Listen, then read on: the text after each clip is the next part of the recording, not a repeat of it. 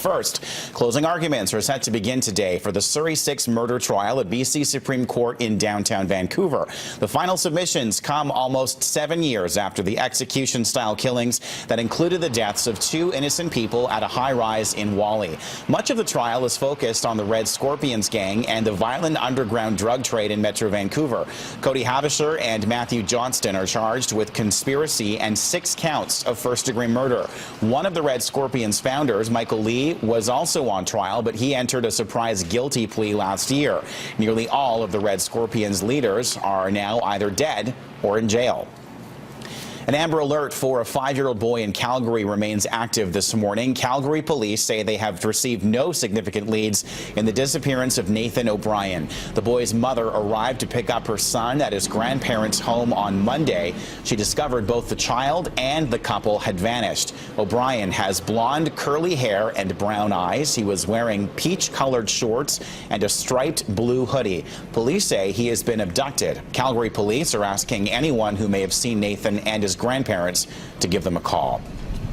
For thousands of students across the province who are planning on going to summer school, it looks like that is not going to happen. The Abbotsford School Board has officially canceled summer school. Students in grades 10 through 12 who failed courses will be able to make that up through the district's distributed learning program. The Chilliwack School District has officially canceled summer school as well. Other districts, including Vancouver and Surrey, are expected to make a decision later this week. Well, the teacher strike hasn't been bad news for everyone. One grade 7 student in Vancouver has been cashing in on those that needed childcare as the school year winded down. 13-year-old Amanda Constantini is glad she recently completed her babysitting certificate from the Canadian Red Cross. And it wasn't difficult for her and her mother to find parents needing help during the rotating strike last month. In fact, business has been so good for Amanda, she'll likely continue to be kept very busy through the summer months. I think the idea came about when we were at a dinner party wondering what we were going to do with our kids.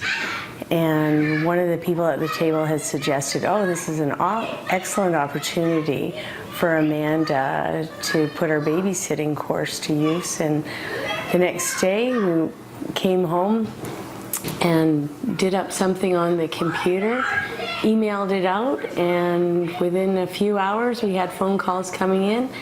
And Amanda had a babysitting job. Well, we're going to California this year and for summer vacation, and like my mom doesn't want me to spend like all her money like on me and everything, so she's like, well, you gotta get your own money if you want to be spending some stuff, so I am. Well, get ready to pay more to cross the Golden Ears Bridge in the coming weeks. TransLink says tolls will be going up 1.5% on July the 15th. The increase is said to match the rate of inflation. That brings the average pay-as-you-go fare to almost $4.30 per trip. TransLink has also estimated that the span loses about $40 million a year. The $800 million toll bridge was completed in 2009. Well, the federal government has made it tougher to become a Canadian citizen, but that didn't stop a special Vancouver tradition from going ahead. 60 people were all smiles after taking the oath of citizenship at Canada Place yesterday. They celebrated with cake and by singing their new national anthem. The new Canadians are diverse, hailing from several different countries, but they have a lot in common, including the love of their new country. We were supposed to get the citizenship maybe a couple of months back, and they asked us to do it on July 1st. So it's so great for us to be on this day. The citizenship ceremony was part of day-long festivities at Canada Place in downtown Vancouver. It's the 27th year of this attraction that has hosted July 1st festivities. Surrey was not to be outdone in the patriotism department. Big crowds packed the Bill Reid Millennium Amphitheatre in Cloverdale. The event provided lots of entertainment and fun for the entire family, with many cultures and art forms represented.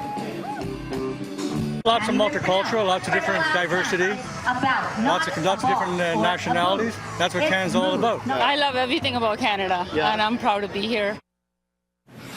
And in Richmond, a big turnout for the 69th annual Steveston Salmon Fest. The festival included a parade, a Japanese cultural show, and a children's festival. And what would Steveston be without seafood?